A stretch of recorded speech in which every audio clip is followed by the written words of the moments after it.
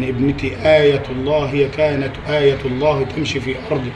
سلوا جيرانها، سلوا أهل قريتها المسلم وغير المسلم عن آية الله.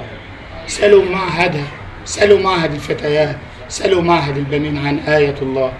وهبتها منذ صغرها وحفظ القرآن وتدبره وتعليمه لنفسها وغيرها، فالحمد لله. وكانت في الثانوية العامة جايبة 86%. ما رضتش ندخلها كلية عشان ما حدش يجرحها بكلمة، ولا في مواصلة واحد منها يقصدش يزقها بكتفه. جالها مدعو الله يسامحه القاتل الذي قتلها بدم بارد. ربنا رب الزواج ولا أعلم الغيب، اللي بيقول لي بلومني انت جوزتها له ليه؟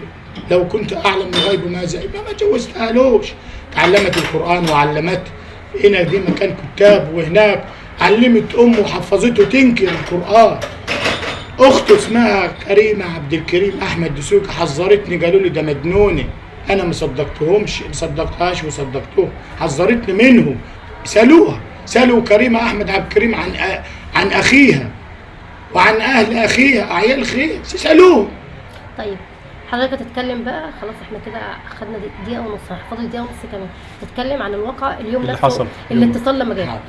حضرتك اتصلوا بيا قالوا لي ان هي توفت. انا قلت الوفاه عاديه، المهم ان انا المفروض رحت وكل رحنا قعدنا شويه، المهم دخلوني الله يدي اللي هو المباحث. فبقول لي انت عارف بنتك انقتلت ازاي؟ قلت والله انا هبط حد في الدوره الدمويه، لان كان عندها اسهال وترجيع، اللي هو اتضح ان هو كان تسمم اساسي، لان مش عاجلها اسهال والترجيع من الاكل زي ما ادعوا، هم بياكلوا سوا. اشمعنى هي اللي جت ليه؟ قال لي لا، ظابط المباحث اللي قال لي بنتك مقتول، مضروبه على راسها من ورا كده بقى لها حده، ومخنوقه، وصوابع القتيل معلمه في ايدها، وهو القتيل قال كده، وعظمه الترقوه مكسوره. بس بيقول ان هو ده حصل نتيجه مشهدره لان دقه ماليه.